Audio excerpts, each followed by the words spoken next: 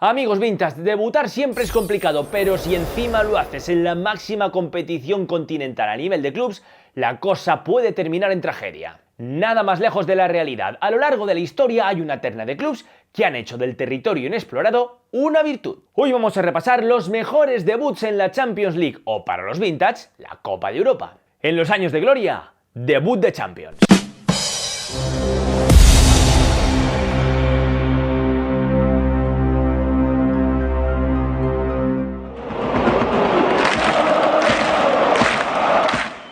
El Leicester City protagonizó el auténtico cuento de hadas del fútbol moderno al proclamarse sorprendentemente campeón de la Premier League en la temporada 2015-2016 por delante de transatlánticos como Manchester City, Chelsea, Liverpool o Tottenham Hotspur, entre otros equipos. Aquella proeza les permitió debutar en Champions League un año más tarde. El Leicester quedó encuadrado en un grupo junto a Oporto, Copenhague y Brujas, y los británicos acabaron como líderes indiscutibles. Tan solo perdieron un partido y empataron otro. Todos los demás se contabilizaron por victorias. Este equipo, liderados por un goleador Vardy y un incombustible Mahrez, estaba causando estragos en su primera temporada en Copa de Europa. En octavos de final el Leicester se enfrentó al Sevilla. El partido de ida se disputó en el Sánchez-Pizjuán y lo cierto es que los españoles salieron a morder desde el primer minuto. Ya en la primera mitad Morgan comete este penalti de libro sobre Correa, pero Peter Schmeichel adivinó sus intenciones. Pero los sevillistas no se vinieron abajo y minutos después, en el 25, Sarabia batía a Peter Schmeichel. Ya en la segunda parte Correa pudo resarcirse y anotaba el segundo tanto para el conjunto hispalense. Y cuando todo parecía que se iba a quedar encarrilado para los jugadores sevillistas, llega Vardy y anota en el 73 el gol que daba esperanzas al Leicester. En la vuelta los británicos salieron con la intención de cambiar las cosas y vaya si lo hicieron. En el primer tiempo Morgan adelantaba al conjunto británico.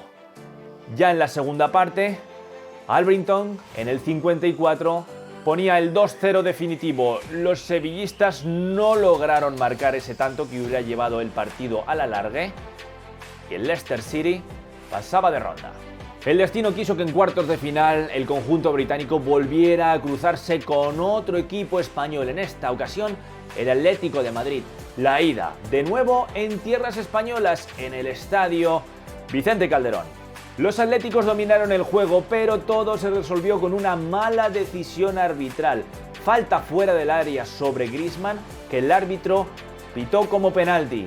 El propio ariete francés se encargó de materializar la pena máxima. 1-0 y todo se iba a resolver en el campo del Leicester, en el King Power Stadium. En tierras británicas el incombustible Saúl pegó primero en el minuto 26. Ya en la segunda parte Jamie Vardy empataba el choque, pero fue insuficiente. El cuento de hadas del Leicester City terminaba en cuartos de final en un debut para enmarcar.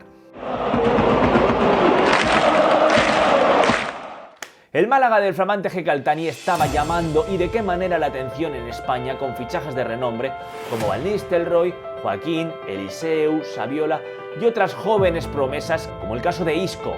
Tras quedar cuarto en la temporada 2011-2012, el Málaga se clasificaba por primera vez en su historia para la Champions League. Eso sí, tuvo que jugar la ronda previa, en la que se enfrentó al Panathinaikos. Los goles de Demichelis y Eliseu sirvieron para que los malagueños pudieran acceder a la fase de grupos, donde quedó emparejado con Milan, Zenit y Anderlecht. Los malagueños empezaban a meter miedo. En su primer partido de grupo se enfrentaron en la Rosaleda al Zenit de San Petersburgo, al que vencieron por un contundente 3-0. Pero es que el segundo encuentro, jugado en tierras belgas frente al Anderlecht, fue igual de contundente, 0-3 para los chicos de Manuel Pellegrini. Cerraron la primera vuelta con una victoria sobre el Milan en tierras malagueñas, 1-0. Las cosas no podían empezar mejor, contaban sus partidos por victorias. En la vuelta tampoco regalaron nada, empataron a 1 en San Siro. En su viaje a San Petersburgo se llevaron otro empate, en esta ocasión a 2, y cerraron la fase de grupos con un nuevo empate a 2 en casa frente al Anderlecht. Los malagueños accedían a octavos de final como líderes de grupo sin haber perdido un solo partido, con 12 puntos. En octavos de final se enfrentaron al Oporto. En la ida en Dodragao, un solitario tanto de Moutinho les obligaba a hacer la machada, a remontar. Y lo cierto es que los de Manuel Pellegrini no se amedrentaron, no notaron la presión. En la primera parte, justo al borde del descanso, Isco empataba la eliminatoria con este gol que estamos viendo. A falta de 13 minutos, Roque Santa Cruz obraba la machada. 2-0 y pasaban a la siguiente ronda, a cuartos de final. Allí les esperaba el Borussia Dortmund. La ida se disputó en la Rosaleda y el encuentro terminó sin goles, por lo que todo se iba a decidir en el Signal Iduna Park, en el infierno alemán. Joaquín en el 25 adelantaba sorprendentemente a los españoles, pero antes de dejar la primera mitad, en el minuto 40 Robert Lewandowski empataba el choque. Sin embargo, este empate beneficiaba al conjunto de la Costa del Sol. Y nos vamos ya a los últimos minutos, unos últimos minutos taquicárdicos. En el minuto 82, Eliseu sorprendía a todos con este gol en fuera de juego. El Borussia Dortmund tenía que marcar 2 tantos, pero los alemanes nunca se rinden. Y en el minuto 91, Royce empataba el partido. Contra todo pronóstico y con un guión de película de terror, Santana marcaba de nuevo para los alemanes, en un doble fuera de juego, todo hay que decirlo. Y el Málaga se quedaba en la orilla después de haber hecho lo más difícil. En cualquier caso, su concurso en este debut de la Copa de Europa fue más que notable.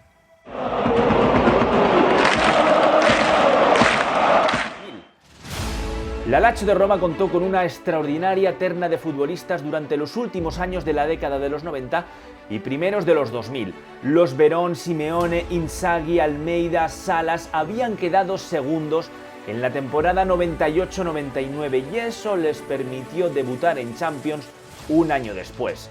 Quedaron enmarcados en un grupo con Dinamo de Kiev, Bayer Leverkusen y Maribor. La Lazio de Roma contó todos sus partidos por victorias excepto 2 empates. Los romanos quedaron líderes de grupo con 14 puntos y eso les permitió acceder a una segunda liguilla de octavos de final. En esta ocasión, sus rivales de grupo serían Chelsea, Feyenoord, Olympique de Marsella. Y una vez más quedaron como líderes de grupo, en esta ocasión con 11 puntos, uno más que el Chelsea. Destacan sus victorias ante el Olympique de Marsella a domicilio por 0-2, el 5-1 que le endosó en la vuelta también al Olympique de Marsella, en esta ocasión en tierras romanas, y el último partido de esa fase de grupos, su victoria por 1-2 frente al Chelsea en Stamford Bridge. Eso hizo que en cuartos de final se enfrentara a un incombustible Valencia que en aquellos años lo estaba haciendo muy bien. En la ida, los italianos vencieron con un solitario gol de la Brujita Verón. Todo se iba a resolver en Mestalla, 15 días después. Los valencianistas salieron sorprendiendo a su rival.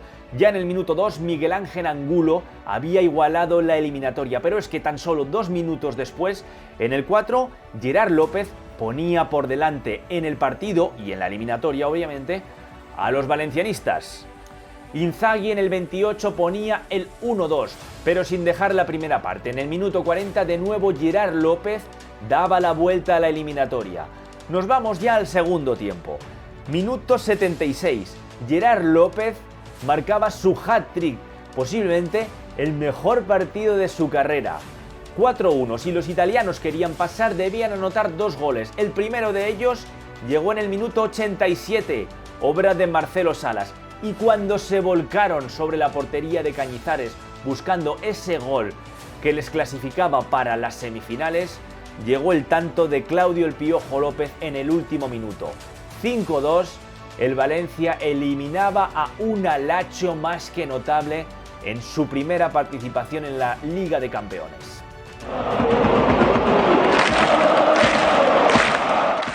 Si lo de Manuel Pellegrini con el Málaga fue realmente asombroso, su etapa con el Villarreal fue todavía mejor. A sus órdenes auténticas figuras del fútbol mundial como Juan Román Riquelme o Diego Forlán, entre otros. Tras superar en la ronda previa al Everton, el Villarreal quedó encuadrado en un grupo junto a Benfica, Lille y Manchester United.